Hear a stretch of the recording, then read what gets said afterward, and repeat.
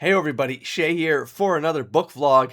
It's been a long day, but I've been determined to get these books off of this desk. Now, I've done the book haul videos now. They've all been uploaded before this one if you want to check out what I've been picking up over the last couple months. I had to do a bunch of catch up on that as well. And behind the book haul stack was a couple piles of books that I meant to do an update vlog on what I had read. And that pile has been sitting there since October. So because there's been some derailments along the way. January and February were sort of these like black hole months just because some life stuff, hospital stuff, ICU stuff with family, and it got very disruptive for me for 2 months. But now I'm back on the roll. So I'm trying to clean the slate, as it were, so that I can start doing proper TBRs and talking about the books I would like to try to read over the month or the weeks or whatever these turn into. But I had all these books. I did kind of want to talk about them here and there and talk about my journey through reading just an assortment of material and trying to go back to some of my old stock so that I can read some of that, but also sprinkling in some of the stuff that I've been finding at these thrift hauls, because otherwise, why am I just buying the books?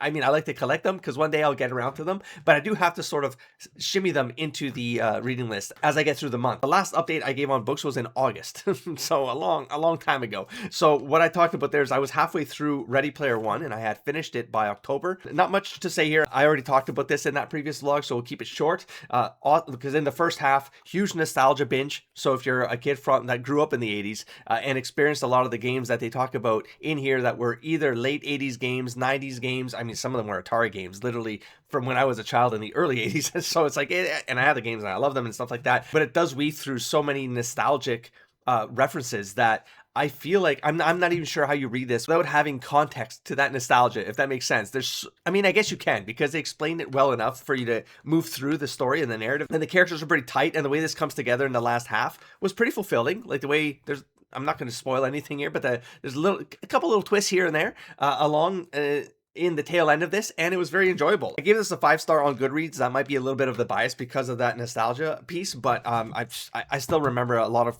details of this story, and I would read it again. It'd be one of those rereads, and I highly recommend Ready Player One. I know there's a second book of this, and I'll try to find that at the thrift shops. If I can't, I'd probably buy it new just to kind of continue the story if I'm ready for it. And then after that, I ended up I started Monster earlier, like quite earlier. I might have read 1 or 2 volumes, and then I ended up finishing it in October as well. And it's a pretty chunky manga, right? And it's crazy with this one because you read it and you're like, okay, it's a murder mystery. There's like a surgeon and there's a killer on the loose. And then the surgeon gets involved with the detective case around that. But it's like, it starts to weave into the surgeon's life. I'm trying not to spoil things, but what I was going to talk about is that you get like halfway into this and they just tell you. They give you the reveal, man. And you're like, I kind of assumed it was going to go in that direction. And now you're explicitly telling me it is that direction. And I'm like, but I'm halfway through. I still have a volume to finish here.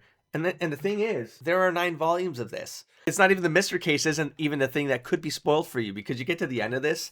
I'm not even going to explain the last chapter. But like the way this ends, you're like, I can see where this might be going now, where it could be like a 9-volume series. But even then, I'm like, the way it's ending, I can maybe see the next volume having like this continuity. The seed was planted for what that volume 2 could be, but I'm like, there's still 7 after that. So I'm kind of curious to see where Monster goes. I know there's an anime on this too, which I kind of want to watch because I want to see how they pull off some of the suspense. I can visualize the pacing behind something like this because it's very psychological and it's very slice of lifey as well. And just the way that it all weaves together, it's a pretty remarkable piece of storytelling, like art. It is a piece of art. Anyways, the next one I read was a digital book, and I'm going to flip screens here to this here so you can see. So it's Of Blood and Fire by Ryan Cahill. I finally got around to reading this on my phone because it's digital. This is a series I would buy in physical form at this point. Like when the series is either complete, or I would say when it's complete, I'd probably buy the physical copies. Am I going to keep reading this in digital format? Probably, because I enjoyed it that much. Now, I gave it 5 stars right here. The average score is 4.06. I thought it was a 5-star. It's very slow at the beginning, and you'll hear other reviewers saying this about the book too.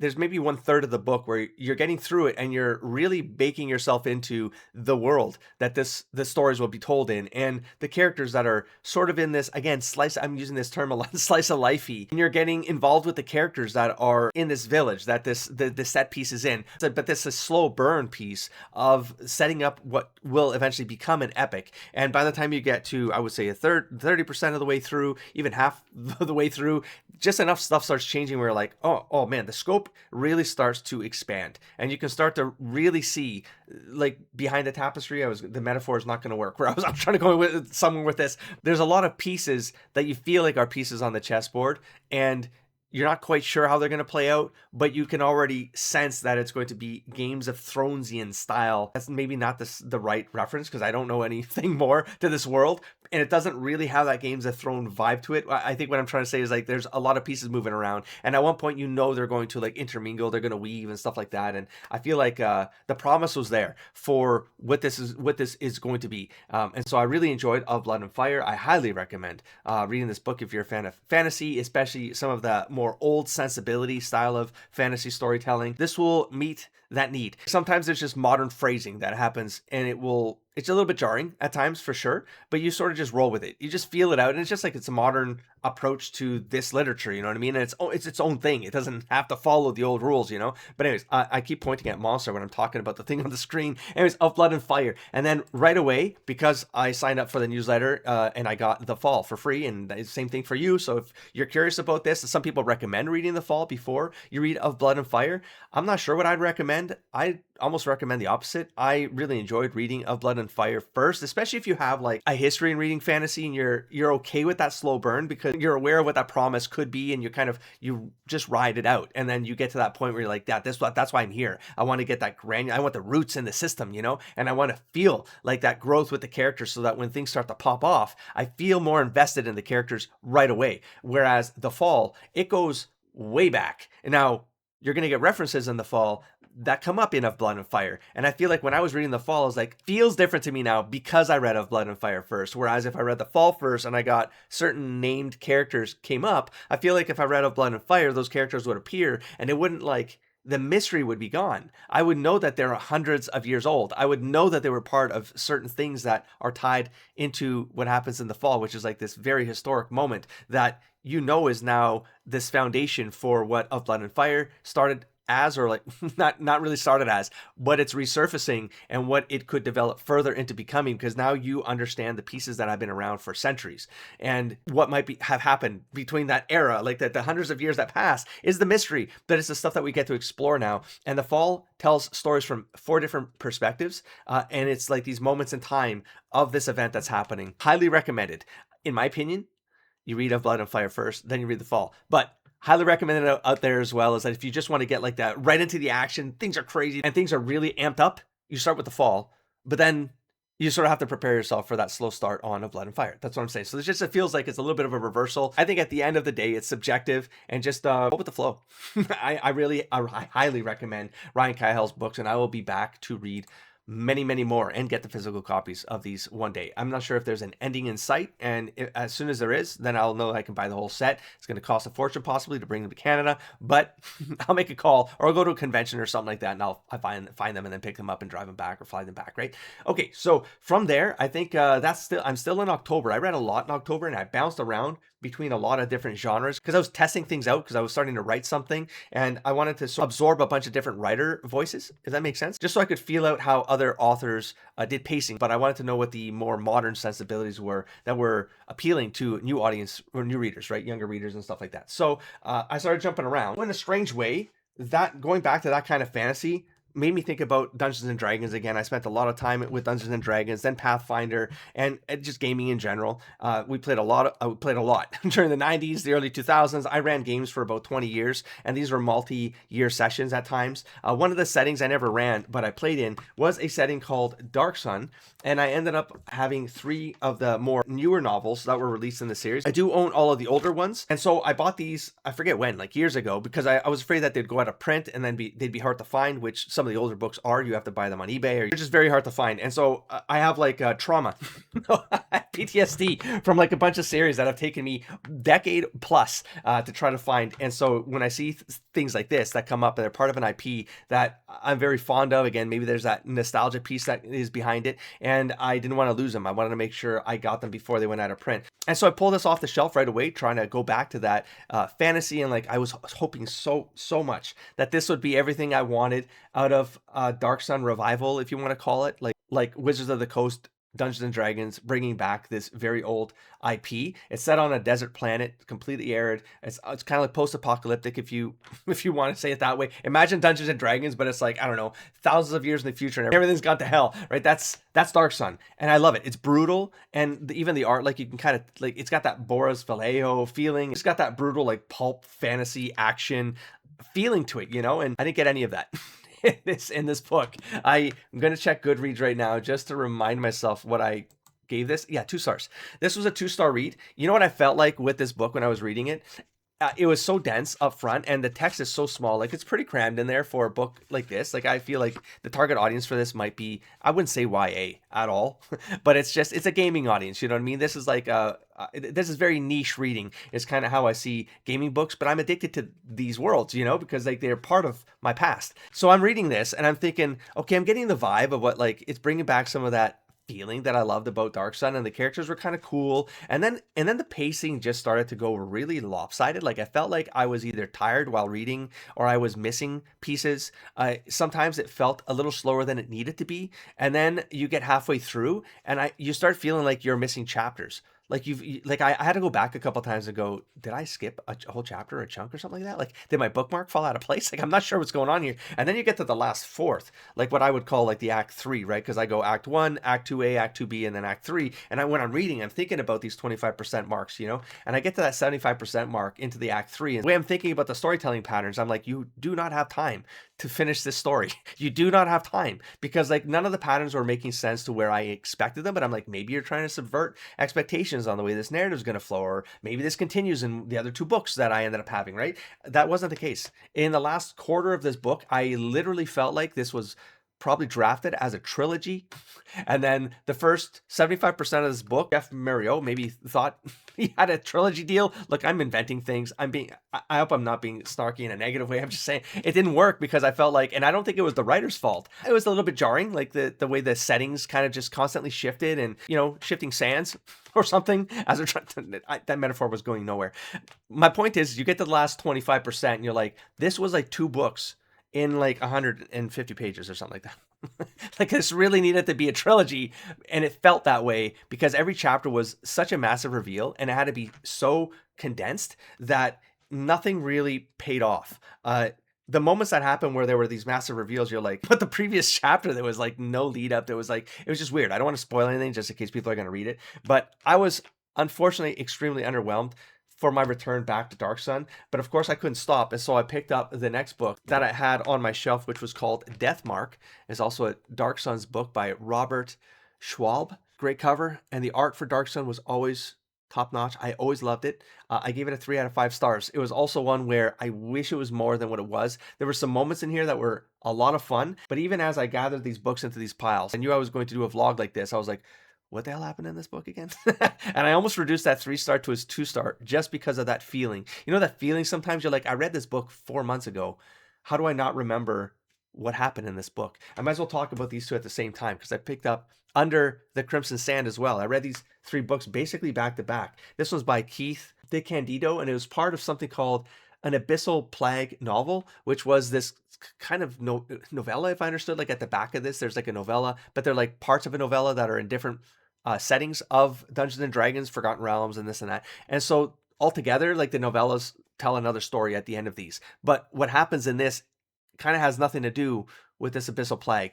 Something comes up, but I'm just not sure how those 2 things linked up. And I don't have any of the other books. I mean, I have an Eberron one maybe, but I don't have the continuity of this, you know? So I just skipped that whole part, the novella part of the story, which is at the end of this. But let's get back to the story. Both of these I gave a 3 out of 5 star, and both of these I came to for this vlog going, what happened in these? And I actually had trouble distinguishing the events that were in my memory. I was like, what book was that memory in? And that's not a good sign. That's not a good sign. And the cover there, by the way, cool cover again, like brutal. But sometimes they match, sometimes they don't. Like brutal. And so you see that guy with the crystals on him. That's sort of what happens, and there's this transformation thing and psionic thing, and I'm not going to go into the granular parts of this, because like, if you're not familiar with the game setting, this becomes really hard to talk about. Because what's great about both of these books is that they do a lot of setting development. Like, it felt like I was returning to a place I really loved 30 years ago, and I got the environments like the cities and the Sorcerer King stuff, and the way that Defiler magic worked, and the psionics came into play, and the necromancers, and how the life force magic worked. And but I was like, but what novel did these scenes happen in? Both of these became interchangeable in my memory. Maybe it's because I read them back to back, but it's also like, and they're completely different stories. To be fair, like this one had really cool fight scenes, is what I remember. But see, I'm saying that, and I'm looking at the Gladiator one. I'm like, but the Gladiator one had cool fights.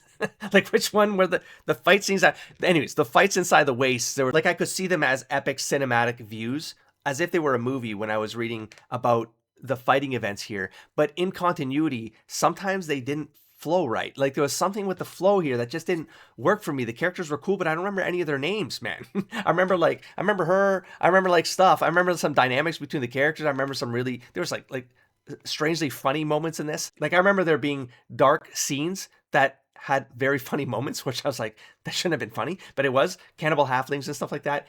Listen, it'd be too much to explain, like, in granular detail. This one here, there was a dynamic here that was, I'm not going to say Ocean's 11-esque, because that's not the feeling I got from this, but there's like this banter relationship between the characters that was really appealing here, but I don't remember their names. I don't remember their names. I know how they got into the situation they get into, and how there's like this transformation thing, but then it gets to the end, and you're like in the last, I don't know, 10-15% of the book, and it just sort of like shuts down. Like, the story just like ends in a way where you're like, I'm not sure that's what I expected. And again, I felt like it needed like another 150 pages or something. Like, I just feel like whether it was an editor problem, I'm not sure, man. Like, there needed to be more guidance around the authors coming to this IP, especially after 30 years, man, 25 years. Like, someone should have been watching over the pacing here and making sure that it landed. It landed as like a world building IP thing, but it's not. But as a story, it didn't hold together. I gave it a 3 out of star and 3 out of star for both of these books, but they really were like 2.5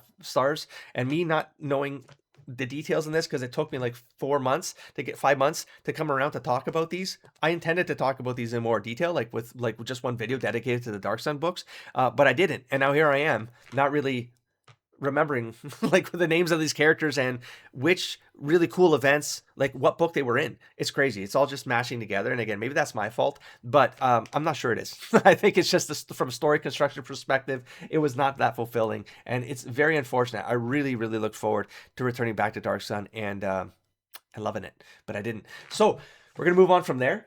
Because I was getting back into like wanting to write and stuff like that, and I missed gaming because I haven't gamed in, I don't know, probably 7 years, 8 years at this point. Life's changed, people move away, right? Things happen in life, and then it's just like, but I have all these gaming books, especially from this Pathfinder set. I used to subscribe to the Pathfinder Adventure Paths, and so these are 96-page accessory books. The first half of it is basically the adventure that you run with your characters, but the part I kind of loved a lot was that you get to the second half and it just starts doing these world building essay not journals, but like there's like a short story in there. It might talk about the world, it'll talk about some of the secret societies or something going on, some of the races and monsters. I love encyclopedia or like monster manual, fiend folio, bestiary kind of stuff. I just like reading about world building stuff, So because I have no one to play with, I just imagined that I was running the game, because I used to dungeon master. I was the dungeon master, game master for many of those years. And so I just pretended I was running the game. I had these like characters in my head of who was going to do what. And as I was reading the adventure, I was thinking about what that might happen, because I was trying to think in story mode as well. Like, I wanted to get back into writing. And so I was trying to think of it like, what if I wrote like a lit RPG, for example, but I thought of it like I was running a game, but then I was writing the prose for the character that would be in the game. So I was like, could I do that if I read one of these adventure paths and got inspired to think of the story as an adventure path or something like that, right? This is part of Council of Thieves. This might be weird to put in a book to a vlog, so I'm not going to spend too much time on it, but I like the cover art, and so I will show the covers as I go. We got the Sixfold Trial. We got What Lies in Dust. We got the Infernal Syndrome. So as these go deeper into the adventure path, the enemies get a little bit more complex, more dangerous, and the story gets a little bit more granular. And what was great about these adventure passes, they would do callbacks to the previous ones, so it did feel like a major like setting arc. Imagine like a story that didn't really have main characters, because the players would be the characters, right? So you're really reading a story about the development of the story itself, but you have to imagine the character in there while you're reading the adventure path, if that makes sense. It's just an interesting way to kind of think of stories, We got Mother of Flies. There's some cool moments in there, and we got the Thrice Damned Prince. So I thought the story idea was cool for this set. I enjoyed the world building parts in the second half, of course, more than the adventures, especially halfway through. I enjoyed the world building of it, but I did give it, like, this ranged from 2 to 3 out of 5 stars all the way through, because these are accessories 25 to 30. And I remember the first 3 adventure paths, so the first 18 of these books that I ran as games, those memories were very deeply ingrained, because I ran them for like months with the players, and those players told their own stories. And so when I was reading these paths, I imagined my old players playing characters in the story and what they might do and how things might pivot. But really, I could only really get invested to the world building part of this, and the world building part of it felt a little flat relative to the first 3 adventure paths that I read, which are 18 volumes worth. So these 6 volumes didn't really land the way that I remembered them landing like 10, 15 years ago. And so to validate that, I ended up going back to the adventure paths 7 to 12, so the second adventure path that I ran for my players. It was called Curse of the Crimson Throne, and it was very grounded. It was very much a something's going on in the city. I mean, it gets crazier because, I mean, you just look at the art. I mean, Wayne Reynolds art right here. So he was the top of the game. This guy was awesome. I still got one of his original pieces, and I love it because I got it before he was like super, super famous. So I got like one of his sketches from a convention from 2007 or something like that. And we got 7 Days to the Grave. So look at that art. Beautiful art. So you can already see like what the world building is like in the city. So it's a city that sort of has this stuff going on that is shenanigans-y, and we got some Rakshasa entering the mix. So Indian mythology mixed in, so the tigers with the reverse hands, and they do illusions and trickery and stuff like that. So there's a part of the city that's also getting manipulated by these power players. Imagine like Rakshasa as like mobsters or the mafia of this world, and they're also creating shenanigans while all of this dragon possession stuff is going on. It's hard to explain. I'm not going to go into the granulars. We got the history of ashes. I'm just kind of showing these for the cover.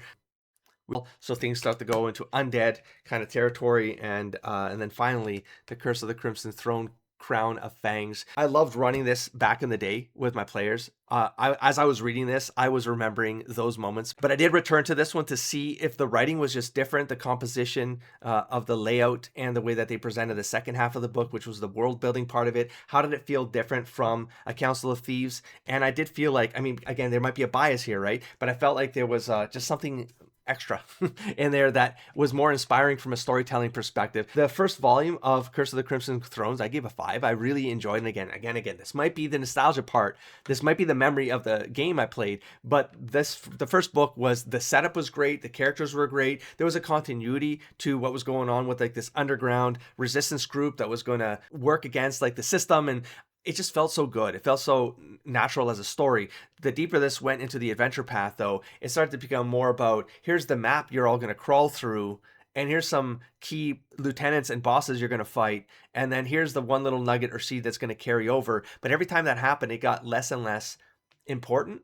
And I feel like the players I had in this game made the story way more robust, more than the books actually laid out. The second one was 4 stars, so I thought it was still pretty strong, and it kept the continuity of the first one. I was really looking for the arc between the 6 books, right? That's kind of how I was grading them along the way. And then it went to 3 because although I thought the Rakshasa mafia sort of fantasy angle in the city was an intriguing one, it felt jimmied in there, and it didn't really fit with anything that came before. And I really wished that the continuity was there with the set pieces that were put into the narrative, the tapestry of the world building that was going on, because that's what I was really assessing these on. But then on the fourth one, I gave it a 5 again. They basically go into the waste, and there's like what would be the equivalent of a Native American culture inside this world, and they had like, there was like shaman rituals that the characters would become part of, and it was like this quest, like in the middle you go on that adventure and you start to like, you go to explore things and you learn things about other people or your relationship building, right? You're in that act 2 phase where that makes sense to go out there and kind of derail yourself, honestly, and learn things along the way, and power up and have these like fails that then become something bigger. And that adventure paths really do need to follow that same storyline methodology in my mind. And then in the last 2, I just feel like it sort of failed. I mean, I like the idea of the whole undead. There's an undead keep, but it just turned into an undead map that you crawl and you fight these lieutenants and then you defeat them. And then the last book is like, I remember the gaming events that happened with my characters, and I thought that was with my players, and that was fun. But reading it as a standalone, it really fell apart, and I gave it a 2. So it sort of flatlined near the end from a storytelling perspective, where the evolution of the world building that was happening behind the story fell apart. Like in the future, I'll probably return to more of these Pathfinder adventure paths, but I'll maybe keep them to their own episode, because naturally, for people who are coming here to hear what my thoughts are about novels, they might not necessarily even want me talking about manga. I might split that out. Oh, and they're most definitely not looking for me to talk about gaming books or comics, for example, right? But in any case, sometimes I'm going to sprinkle them in just because it's the experience I had. And maybe some of you out there who love books also game or have wondered about these paths, or maybe you've played in these paths, and you're wondering what someone's opinions are of this from a storytelling perspective. And maybe that kind of review doesn't really work when all of these books are mashed together in an episode like this, right? Because the YouTube algorithm just doesn't like stuff like that. But I can always split this content out, and it'll be for people who find it. Or maybe there's chapters, and the chapters themselves will get searchable, and people will discover these, and maybe if there's interest, I will do more, but from a more focused perspective, talking about some of these adventure paths, because I will be returning to both the adventure paths and the Pathfinder novels. I got all the novels, but then I got maybe halfway through them, and this was, again, 15 years ago, maybe, and then I just, life, man, life, and I didn't finish the entire set. I'd really like to return back to this world and go back to those novels as well, so those novels will enter my TBR in the future. Wow, this episode's going long. Let's move on. From there, I returned to my collection of Hellboy books because I'm trying to read through all of them. I got a lot of them from an eBay purchase many years ago, especially these mass market paperbacks, because they were really hard to find. You couldn't find, like, from a normal store, you couldn't. Maybe they're reprinting. I don't think they are. These are really hard. So the conditions aren't perfect, but at least I got to read all of the Hellboy books. I am a thoroughist when it comes to Hellboy. And so finally, I'm reading the pros. Unnatural Selection. What did I give Unnatural Selection? I gave this a 4 out of 5. It was an intriguing read, I will say. This is like, again, the Hellboy books, novels, have gotten better and better. They have tended to be in that 4-star rating across the board, regardless of the author that takes it on. So Unnatural Selection, it's a Hellboy case. There's a bunch of unnatural creatures that start to enter the world, and you have these, like, you change the POVs between the other characters in the PPRD, and you get these events with each of these, like, mythology creatures is popping up, and like, what the hell is going on? And then at first I was reading it going, none of this is really making sense, and it felt a little bit disorienting, because I'm like, why are you telling me a story about this case that Ape Sapien is on, but Hellboy is fighting this other thing somewhere else, and it feels like the narrative is going in that direction, but then you give me a story about Liz Sherman fighting some other thing, and I'm like, are these just like moments in time? And it's like, when are you going to get to the story? That's how I felt in the first quarter, which is an odd feeling, because then you get over the hurdle of, you're like, these other antagonist characters start to get introduced, or like there's like this other point of view that gets introduced very early. I think literally the prologue or the first chapter. So you know it's important. These other characters, these two brothers that are doing stuff. I don't want to spoil anything, but that thread sometimes will creep back in. A couple of chapters later, there they are again. They're doing something, and something moves up forward a little bit more, and you're like, oh, it doesn't make sense to what I'm reading that the heroes are doing, but it has to come together, and it does. And I thought it was in a fulfilling way, kind of an unexpected-ish kind of way, to be honest. It was very creative. The way everything panned out, it sort of worked, but the relationship between Abe and that new character that gets introduced, it felt like it should have been more, and they gave the foundation of what would have been like the heart of the story. Like there's the bond, the thing that's supposed to be the driver and stuff like that. It moves Abe around the plot, but none of the stuff Abe does becomes that extremely vital to the stuff that's happening. This is really hard to explain without spoiling. And it took a little bit of hit there, because it derailed me a little bit, because I expected something to happen with that side narrative right into Act 3. But then Act 3 happens, and as generally you get used to Hellboy's Act 3s, he punches things and they go down. But it's like, so it's kind of that, but the apocalyptic event that's surrounding all of this was not something I expected, and it was very creative the way they pulled it off, and I thought it was really good. At the end of the day, I still recommend this. I highly recommend most of these Hellboy books. I've been thoroughly impressed. And so to stay on Hellboy, I ended up picking up this paperback here for The Fire Wolves by Tim Levin. What did I give this thing? I gave this 4 stars.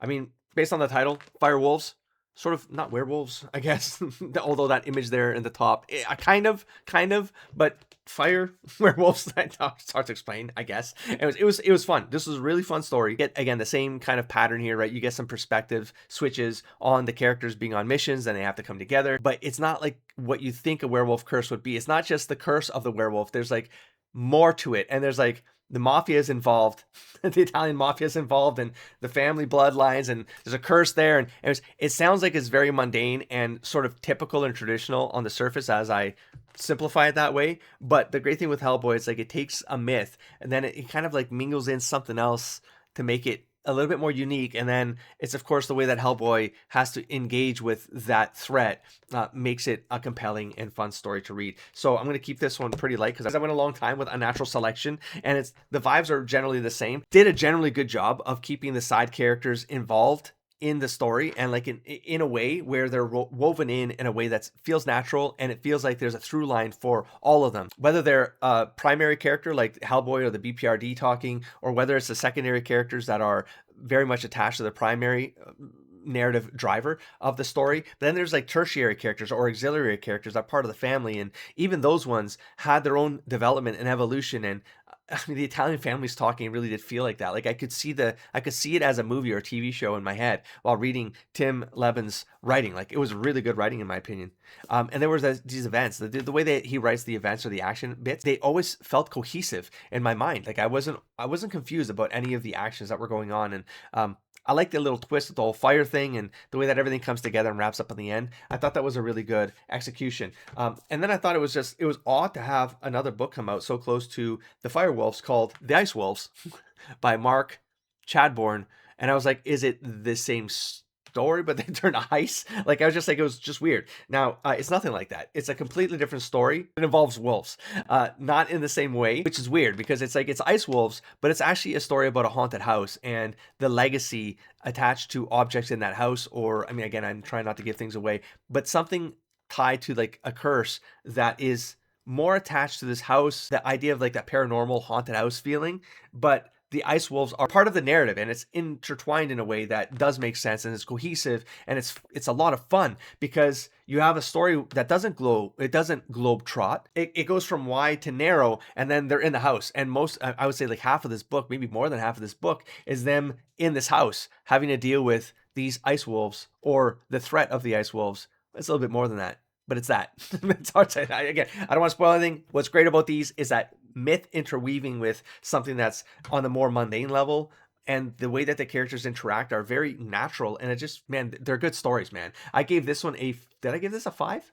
A 4. I also gave this a 4 out of 5. I forget what the weak spots were here. It's generally at the end. I feel like things get to the end, and I feel like I always find something where I'm like, oh, that could have been done a little bit better, or flowed a little bit better, or made more sense from it's not lore perspective, because you're learning the lore as you're reading these books. It's not like you have to bring anything from outside of these books. It's all contained, but I felt like something didn't mash up in a way or something. So that's usually where it doesn't get 5, because like 5s for me are like, you have to read this because no matter what context you have of Hellboy, you're going to enjoy it as just a story. And I felt like maybe there was something like that going on here where there was a little bit of a dependency there on something. I kind of forget the details. I'm sorry. But 4 out of 5 is still pretty good and recommended. And I ended up reading the last of my anthology books for Hellboy, The Oddest Jobs. I gave the first 2 anthology books of Hellboy 5 out of 5s. The short stories in them were remarkable, and I made a comment in a past vlog where you could read those anthologies and know nothing about Hellboy, and the stories felt like good short stories. If you remove Hellboy from it, or you replace Hellboy with someone else that's like a Hellboy but not a Hellboy,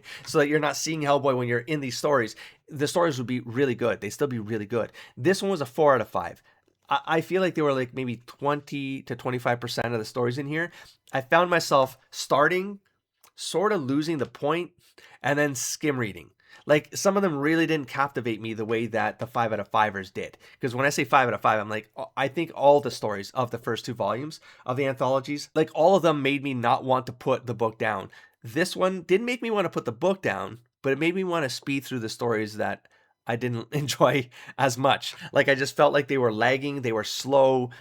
Maybe the Hellboy component was maybe distracting from what the story was, or the story tried to be something that was too much not Hellboy. The stories themselves are not that compelling, and I feel like Hellboy is the only thing trying to make me hook into these stories, but me trying to hook Hellboy into the stories to make them better in my experience, I'm actually having a worse experience, because then it doesn't really feel like Hellboy should be in the stories. Does that make sense? It doesn't mean this was bad. It's still a recommend. I still love the submissions that these authors gave to these collections. I hope they do more of them. I'm not sure what they would call anything. It was like the Odd Job, the Odder Job, and then the Oddest Jobs. What do you do after this one? I'm not sure, but I feel like this maybe ran its course from an anthology delivery perspective. I feel like it ran its course. I jumped into the Ian Rankin books. There are 3 novels in this chunky bastard. We got Strip Jack, The Black Book, and Mortal Causes.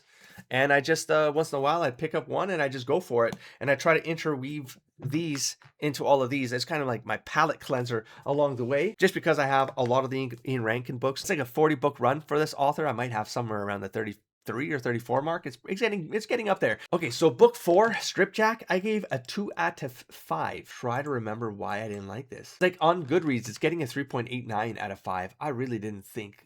I didn't think so. Okay, Edinburgh brothel and his flamboyant wife Elizabeth suddenly disappear. John Rebus smells the setup, and when Elizabeth's badly beaten body is found, Rebus is suddenly up against the killer who holds all the cards. I think I remember what I disliked, because the more you read of these Detective Rebus stories, the more you start to see the pattern of how Rankin sets the story up. Because these are crime mysteries, very procedural, it's got that noir vibe to it.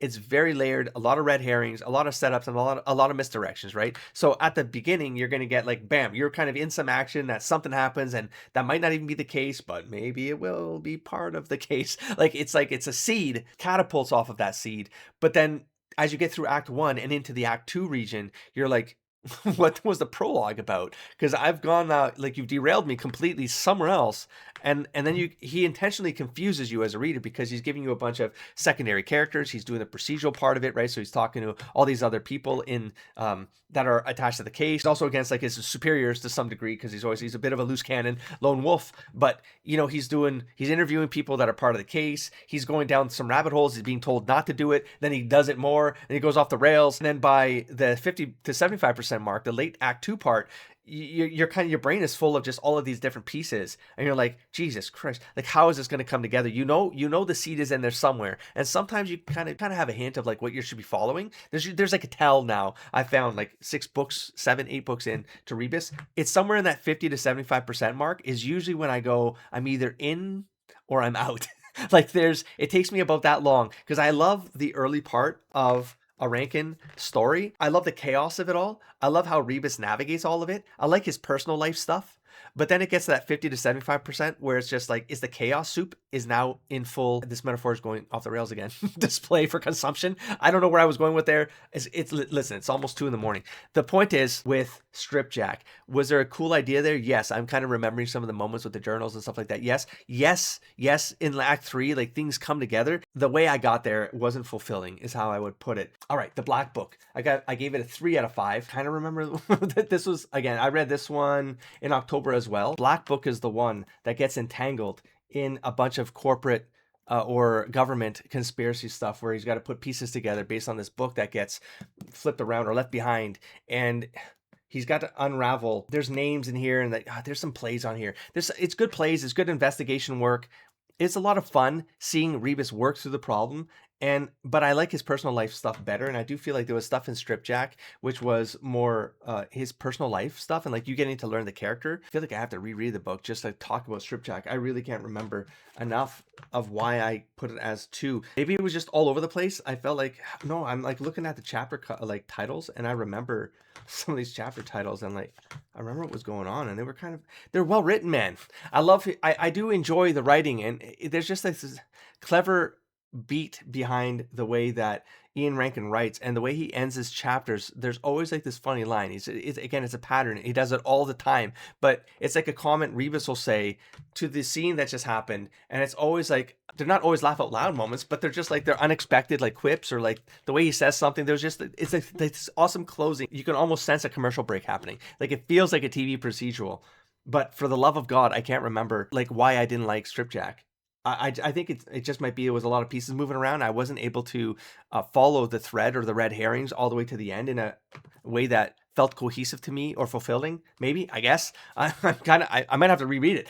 I should take notes after reading these books. And then Mortal Causes, I also gave a 3 out of 5. Oh yeah, this one was pretty good. I mean, see, again, the story was good, but for some reason feel like it really like landed with me. Okay, so a festival is in full swing when a brutally tortured body is discovered in one of the city's ancient subterranean streets. Rebus suspects the involvement of sectarian activists. The prospect of terrorism in a city heaving with tourists is unthinkable, and when the victims turns out to be the son of a notorious gangster, Rebus realizes he is sitting atop a volcano of mayhem about to erupt. I enjoyed Mortal Causes, but I did give it a 3 out of 5. Other people give it a 3.97 as an average, so close to a 4. So people tend to have liked this one. I'm usually under average of the fandom of Rebus. So here's the thing. For context, I started collecting Ian Rankin to sort of delve into it because there's so many books that I'd find on the thrift shelves. And I'm like, I mean, it seems prolific enough. It's maybe a writer I'll start collecting and then see if I like it. But there were so many on the shelf that I just started picking them all up until I realized he was a 40-book bibliography author. But I was like, I'm still going to give it a shot, because it was just to disrupt my reading habits a little bit. And these are kind of like, at this point, Ian Rankin has just become that thing where I read between other books where I'm like, I just need a break. And I'm just gonna read a procedural crime drama. Drama. I get see when the life parts, when his personal life is involved in these stories, I actually really, really like those moments. It's when it gets stuck in the investigation part in the middle part of these books is generally where we're like, oh man, like the moments have to feel captivating or I start to lose it. And it's generally when there's a lot of pieces in motion and there's like intentionality behind confusing the reader because you don't want to give the mystery away. You're trying to uncover that mystery with Rebus, you know what I mean? And so Mortal Causes was another one that had really cool visuals. I remember the opening scene was probably the darkest of the 6 Rankin novels that I've read so far. This was probably the darkest in terms of the body that was found and how, and there's like ritualistic kind of stuff that happens. Then there's like the drug underworld kind of gets involved there with like, it's so cool. The character moments are kind of neat. They're just neat because Rebus makes it neat. I love his voice. I love his voice. I love the character, but sometimes I get derailed, man. That's all I'm going to say. I think it's the same for most of these. It's a 2, a 3, and a 3 out of 5 stars is I think comments have said these are early works and he gets better as a writer when it comes to Rebus stories, and I've already read ahead, which I can talk about. Should I talk about now or in a different vlog? This is already over an hour for me. I'm gonna have to cut the hell out of this thing. I just want to have a clean slate. Editor Shay here, intercepting because while I was in the middle of writing the timestamps for the uploaded version of this, I ended up realizing I was missing 2 books as I was matching it up against my Goodreads, and I had to shimmy them in there because as I got back into reading in February, I got 2 books out of the way. One of them was Inga by Scott Medbury. I've been reading Medbury's stuff for America Falls series. I'm still kind of working my way through that series. I still didn't read book 6, although I'm really looking forward to it, but I ended up spotting Inga on my YouTube playlist. It or popped up or it was suggested or something like that. I'm like, oh, a new story from Scott Medbury, and I kind of got pulled in because at that point I was coming out of that big like hiatus thing because of the life disruption, and I just wanted to kind of roll back into it softly, or maybe I was in the car honestly going between hospital visits, and I was pulled in pretty much right away. I sort of had a sense of like I had a vibe of where it was going with it. It was a bit of a I don't know if this is a spoilery kind of way of saying it, but like maybe it's in the synopsis here and you're already reading it off the screen. Anyways, there's like a robot, there's AI involved, and I kind of got the sense where it was a little bit of that, a little bit Blade Runner-esque, maybe the feeling, but then a little bit of Westworld, if that makes sense. And so those two things combined, and it's a pretty short audiobook on his channel. It's free. You can just go check it out right now. And so I highly recommend it. As you can see by my scoring, I gave it 5 stars. I was entirely captivated right until the end. I'm hoping it wasn't anywhere in the synopsis there. If it was, just ignore the screen. Go check out the book first. It's a very fast read. It was one of those scenarios where by the end I should have expected it, but I didn't, and it made it a more pleasurable experience for me because it was like a short story novella. Maybe it would be equivalent to a novella, and so I really enjoyed Inga. I highly recommend checking out Inga. It's free, like I said. Just go to Scott Medbury's channel on YouTube or do a search for it and have a listen. Check it out. Don't read the comments before you listen to it. That's all I'm going to say. It was really fun. I don't know if this is going to continue. It really felt like it could continue maybe in some way. Like if you think of it from a Westworld perspective,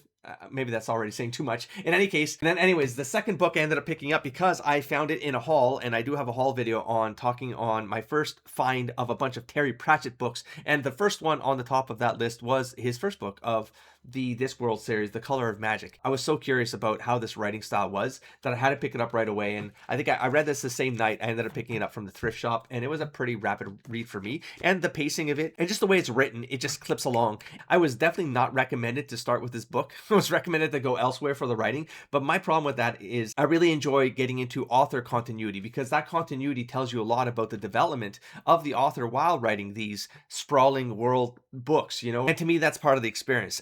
But I will say, I did read this and I can see why people say do not start with this one. The thing is, I had read already 4 novels for the Piers Anthony Xanth series, not to compare the two, but it's inevitable, especially for me because I read those ones first and then I came to this. There's probably an inspiration loop happening there. There's a lot of wordplay going on here too, and it's the silly kind of wordplay that I experienced in Xanth. I'm looking at the cover right now, and and I mean, yes, there's a chest with a bunch of legs on it. There's like a magic user that comes in. He's like the tourist of this area. Two Flowers. And the main character, if you want to call him that, if it's not Two Flowers, I guess it's both of them. Rincewind is the guy that Two Flowers hires to show him around town, I suppose. And then hijinks ensue, and you're basically jumping from set to set. But in that jump, I'm not even talking like you go location to location. You do, but it's more than that. It's like the entire vibe and feeling of even the way the story is told for that 1/4 of the novel is completely different. It almost felt like I was reading different pulp stories featuring Rincewind and Two Flowers. And I say they land, like like sometimes it's literally teleporting, like they find themselves in these situations, and a whole short story sort of expands from there. And you're like, that doesn't really connect with anything, but the characters are sort of what thread the pieces together. But then that sort of resolves and they find themselves in another scenario. And I found myself kind of going, did I miss a chapter? Like, I don't know how the bridge happened. How did the characters separate again? Why, like, you know what I mean? Like, it's just, it was a reset switch. And then you sort of go through that roller coaster again. It's intriguing. It's interesting. I don't regret reading this one first because, again, I love the continuity of the author's bibliography and their sort of exploration of their own ideas and then developing through them, especially if, like, there's maybe a dud for the first couple books, you know? Do I think this was a dud? I mean, it depends what you come for. I gave this a 3 out of 5. So it wasn't terrible. I would still recommend it as it's a Terry Pratchett beginnings. I'm a purist in that regard, you know? Start at the beginning and then you can maybe explore from there and you have the context of where it started. And so I feel like when I read like the better parts of his development of this world, the characters, his writing style, the quirkiness of the wordplay that goes on, like I just feel like that will land better when the writing becomes better and then you have the memory of experiencing it when it wasn't as refined. And that's kind of how I feel about these sorts of experiences.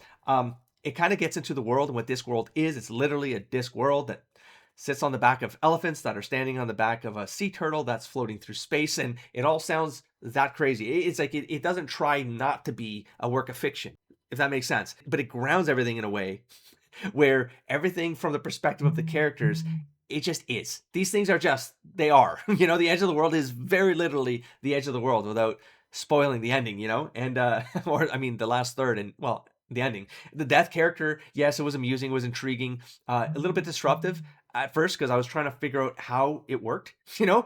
But that's what you have to let go of. And that's what I took away from reading the first Terry Pratchett book for The Color of Magic. I wanted to come in here and intercept because I'm going to be reading more Terry Pratchett, especially if I get them in order. In particular, I'm still hunting down these books, so maybe it'll take a little longer. I just wanted to get my thoughts out there in continuity so that if I ever find any more of these books, I'm probably going to jump onto the second book as soon as I find it, or I'll buy them new because this was found at the thrift shop and it's in perfect condition. So it was great. And with that, I'm going to throw you back. So with that, I'm going to move on to what I've read this month, or like literally last week, I guess, in the last 8 to 10 days. I ended up reading Ian Rankin's Black and Blue. Oh, that's right. I did this foolish thing. I might as well talk about this. I ended up reading Ian Rankin out of order. I ended up picking up the hardcover for The Hanging Garden because I thought it was next. I had them on the shelf in a certain way in the mass market paperbacks that I also read. So I read Black and Blue and Let It Bleed after.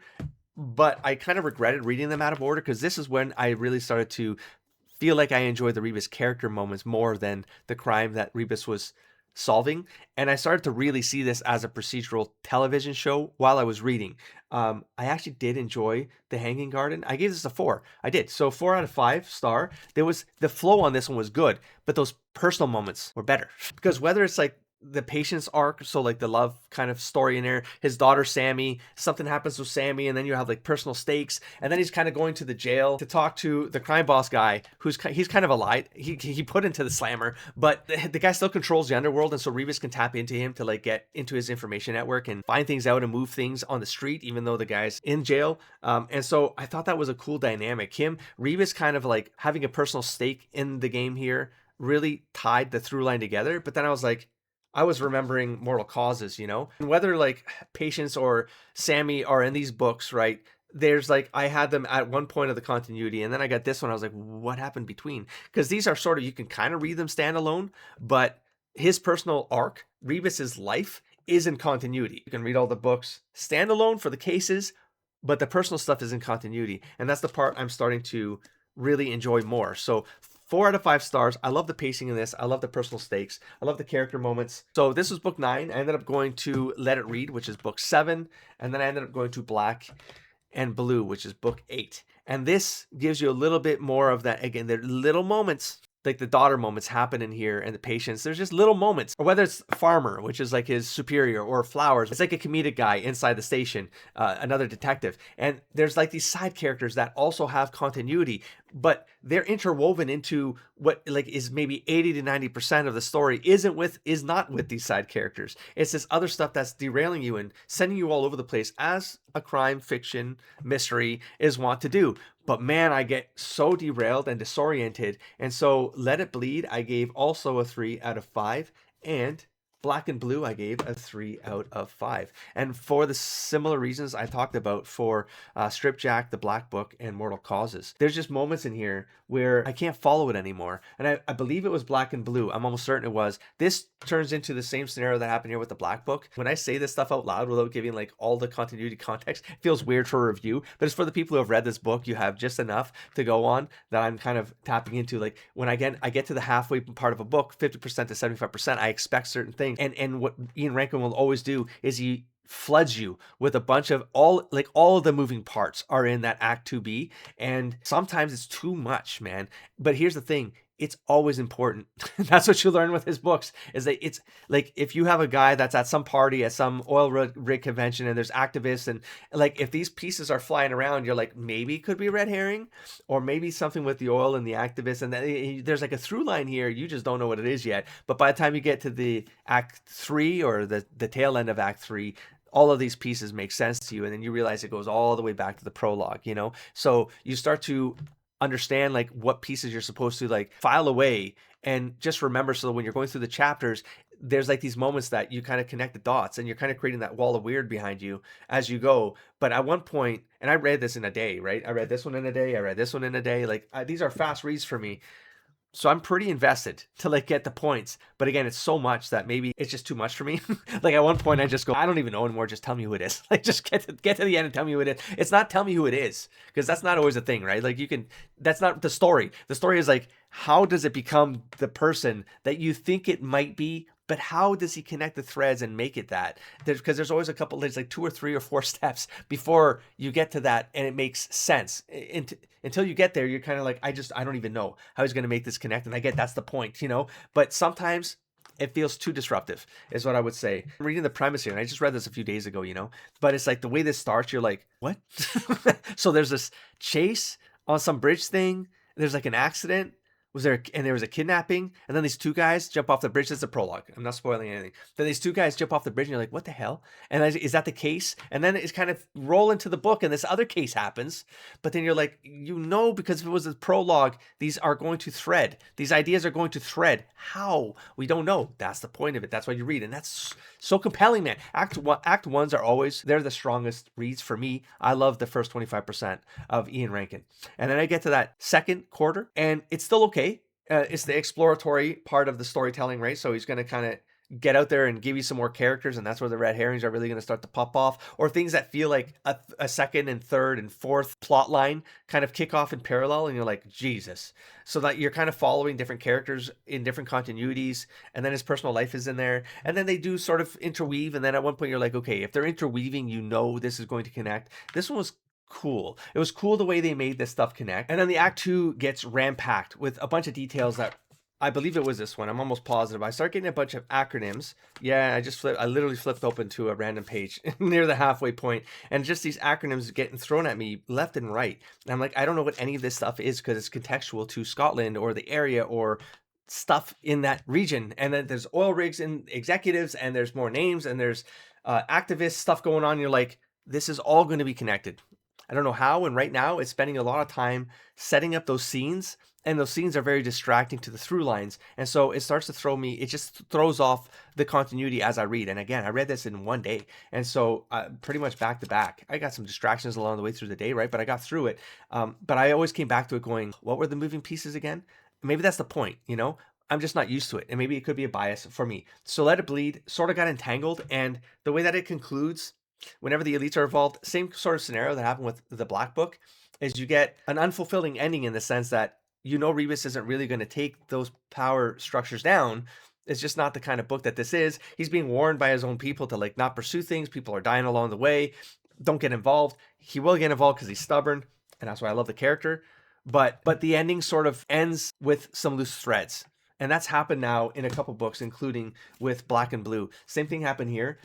You get the personal moments that happen too, and I kind of anticipate that his personal threaded moments that go from book to book to book, those are supposed to be the things that keep you going. Because if you think about this as a television series, you're kind of coming back and you always have that arc, that the personal arc that threads through the case of the week, you know what I mean? And you're watching these shows, but you're kind of seeing how the characters evolve along the way, or the side characters are within each other, or even the underground, or even like the criminal network that's part of this. Like all the side characters that reappear, they have their own continuity, and the case just wraps around it, and you just have to think of it like an episodic serialized show that you're watching. And then when they end, you're like, you want to come back next week because you need to know what happens with that thing that was that loose thread, that loose thread with the character arc moments. But when it comes to cases that part of the case gets resolved, but the way it gets resolved, you're like, it's not really resolved because the players in play, they're like, there's the power level of thing. And maybe that's what Ian Rankin is sort of trying to say, is like Rebus can go after like the small fries, and he can get some of the big boys, like the bosses, like that he ends up using as informants in jail and stuff like that, because he's still sort of controlling the criminal underworld, or whatever it is, that the criminal network that's on in Edinburgh, And I love those engagements and interactions, because it really fleshes out the world that Rebus is in. But sometimes, especially this book, which is the bulkier of all the books that I've read, like this one's 500 pages, and so this is the chunkiest of the Rebus, and I feel like it's 150 pages too long, is how I feel about this one. There's like 4 different cases, I believe, that are going on at the same time. This one's amusing, and so there's this original serial killer called Bible John, and then there's this new one decades later called Bible Johnny Bible, and so it's kind of like Bible John then is kind of one of the POVs that pops up here and there, and you're like, oh geez. So not only is Rebus on the case, but this original serial killer is also kind of going, who the hell is the imposter? And then that also adds another entangled narrative where it's basically Rebus and the serial killer trying to like kind of like honing in on what the hell is going on. I thought it was very cool, but I feel like it shouldn't have been a 3 out of 5, but it was, because it was like, it felt too long. I felt very confused at moments. But when you get to Act 3 and it all sort of comes together, you're like, okay, it's kind of a fun story. The way it kind of comes together was fun, but getting through it was painful. Was a little bit painful. So now I'm 9 books into Rebus. I'm going to try to read 1 or 2 of these a month, because I'm going to start adding other books into the mix. But I'm now getting to the point where Rankin's writing is starting to really feel like something like I can anticipate. And so maybe the Rebus stories will get easier because I now anticipate Rankin's patterns of storytelling, and that might make it much, much, much easier for me to get through. I'm going to try to get through this vlog as long as it's going to be. We're going to get through this. I ended up finishing The Blade itself. I was halfway through this a couple months ago. I put this down. I'm usually reading 4 or 5 books at the same time, right? I just kind of here and there and stop it. But I stopped this at halfway through. I was really enjoying this. I was really, I didn't stop it because I wasn't enjoying it. I was enjoying it. It's just like life happened and I got derailed. I just got derailed, and I couldn't put my head into a reading space for January and February, more or less. When I came back to this, I read this like pretty much the last half in a day. Like how many pages this is. This was a chunky bastard. I was at maybe at 250 pages. And this is a 550 page book. I read like 250 pages in that evening, because once I got going into that second half, goddamn, it was so good. This is probably in my top 5 books. Is it that high? I'm not sure. I'd have to put a list together, but this would be up there. Joe Abercrombie's writing really left a mark. I really enjoyed this, so much so that I looked up Amazon to find out what the cost of these were new, because I might just buy the entire set new at this point. This book was pretty much in decent condition. I did get this out of the thrift shop. I got lucky because BookTube constantly talking about Abercrombie, so it was in it was in my mind. So as soon as I saw that spine, I was like, yup, that's coming home with me. Give this a shot.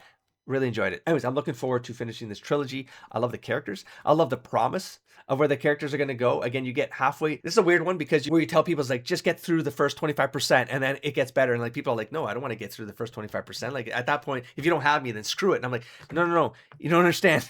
Like, I don't think like that's meant in a way. It's like a slog and it's kind of boring. And because it's not that it's not, it's just that all of that is important. It's like it feels that way, but it couldn't be done any other way. There's a couple different points of view that Abercrombie has to get onto the field. And again, you get to that 25% mark, and then you're kind of intrigued either by Glothka or by, or by Nine Finger. There's just enough characters that you're kind of getting intrigued, but there's going to be more. And then you get to the halfway point, and then these characters start to merge together or like cross paths. And you now fully understand their way of talking and thinking because you've been in the chapter with them. And that's important, man. It's important for when you get to those moments and they start to interact together, but the POVs start to change. You can really see a dynamic there that you couldn't have the same way if you didn't spend that time with them that set those characters up for the bigger epic, And so now you get to the last third, last quarter, and then you're like, oh man, this is like this feels like it's gonna be crazy. Not that I didn't expect it, but I didn't expect some of the stuff that was going on or how it happened. And like the Magus is like, there's so much power there that you're like, but where's this going? And then there's like the whole war picture that's going on. And you're like, and then there's like the troop that Nine Finger comes from. And then there's the last chapter. And I do not want to spoil it, but you get to the bloody 9. And then you're like, oh my God, that was crazy. Like that chapter was a goddamn riot. And because it was like the end of the book and you thought, like, I was reading it feeling like, okay, we're gonna wrap this up. We gotta, like, this is the denouement, we gotta wrap this up, and then we're just gonna get into like the second book. Well, eventually I'll have to look it up and blah blah blah, but we're gonna slowly slide off of this thing. And it's just like, nope. Nope, there's no, it's nope. It's like it just takes off and you're like, what is going on here? And the great thing with Abercrombie's writing is that he goes very slow when describing things that another writer cadence that I've read, most writers, they'll just kind of rip through. Like I'm talking like when there's a fight scene, you sort of describe the fight thing and you say like so-and-so punched so-and-so and you might move on to the next paragraph, not with Abercrombie. Shit goes in slow motion. You can feel the bones crunching and skin cracking. You like, it's like the swinging takes a couple, like a sentence or two, just a swinging of the sword. There's events here where if they weren't described in that detail, I couldn't have pictured them the way that I did. And he does that masterfully. So I cannot wait to go back to Abercrombie. Man, I am getting parched. I haven't done one of these long videos in so long. And so to wrap this up, I have one book that I started again months ago when I started Abercrombie, and I read the first 80 pages of Mistborn back in probably November or December or something like that, just to see what Sanderson's writing style was like. I had read Starward. I read the draft of Starward, not even the book of Starward. I have the book. I'll read the book eventually. I think it must have changed a little bit. Anyways, so I went to see Brandon Sanderson's writing, and so I started with Mistborn. I've got the entire trilogy. I found from the thrift shop as well, and they are pretty much in perfect condition. I really lucked out with these Sanderson finds. Anyways, I got through these 80 pages. This is a bit of that, like the heist group coming together. It was very fun. The world building was immediately kicked off in the prologue or first chapter, even like it locked you in. You knew exactly what world you were in. There was enough mysteries in there that told you like just enough about how the magic system works or like how it might work or what it was. Like you don't really know yet, but you know where it might be going. And then by page 80, I already, because like these character interactions happen at this tavern and the main characters are sort of connecting. So this main story is eventually going to kick off, right? I'm again using the 25% mark, which I'm nowhere near. And so what I even read is still like halfway through in Act 1, effectively, the group is already coming together. And I love the dynamics between the characters, how everything worked. It was a really fast read.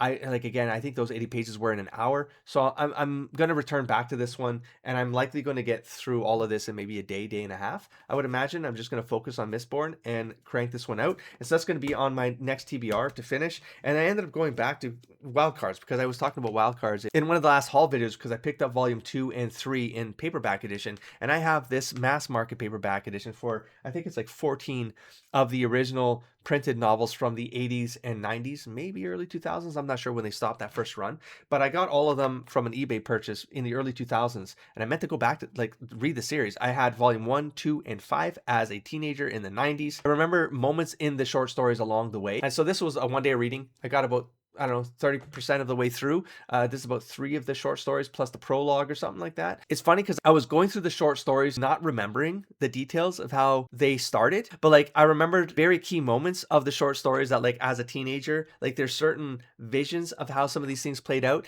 They burned in my memory. Like each one of these stories had 1 or 2 moments in the 30 pages or so that the story would take place in. There was like the 1 or 2 moments that burn in my memory, man. And so I'm really enjoying going back and reading this with a 4-decade perspective on world events. For example, more like adult perspectives on things. I could not have had the context that I have today. I could not have had that context when I was a teenager, like 16-year-old reading this book. And I already loved it. I knew I loved the series. I loved the idea of it because it was more than my teenage brain could comprehend, but it was that grandness is what made this compelling to me as a 16-year-old, because it's like an alternate America history view. Like it's embedded in real history, but it's like this wild card alternate universe is threaded in real history from the 30s to present day, with these aces and jokers. Like an alien germ bioweapon goes off and creates this scenario where either you just die, or you turn into a joker, which is a deformed human, maybe with powers, or you turn into an ace, which is a human with powers. And then you kind of go through the decades and you get like a story along the decades that kind of give you context as to the development of this until you get to modern day. Anyways, I love this. I got, again, that far in one day. I'm hoping to return to this and finishing it in the next TBR and possibly starting volume 2. I believe I read volume 2 again once when I was, again, it would have been 30 years ago. I think I started to read this maybe 20 years ago or so, but I might have only gotten again to the stories I read right now, which it ends with this gargoyle one, which again, I don't want to spoil. These I highly recommend, the Wildcard series. I think on Goodreads, I don't think it got like as high a score as I would give it. I'm not even done this book and I'd already give it a 5. Again, it could be a bias of mine. I'm already grading this as what I would consider a perfect book to recommend to anybody. I think this is so fun. This series is so fun. So this will be on my TBR to finish and likely a volume 2, but I'm going to leave the TBR to another video because I have to just put these away now, finally. And I got to think about what my April is going to look like for the books I want to get into, finish, whatever. There's a couple series I got out there, and maybe if I can pick one from here and one from there, I can start to chip away at them as well. And I will be back and give you what that plan is, possibly a week from now, in another vlog. I'm completely parched at this point. I feel like my throat is actually, it feels like raw and ripped because I've been recording videos all day. But it's been fun because I finally feel like I've caught up. And it was like 3 months of stuff that I had to catch up on. So thanks for checking this out. I appreciate you being here for as long as this ended up cutting as. I'm looking at 1 hour and 40 minutes that I have to cut down. So this is very likely a very long video, or I've cut it into pieces. But anyways, if you've checked out this whole thing, I appreciate your time. I'll catch you in the next one. Don't forget to explore, engage, and inspire, buddy. Peace.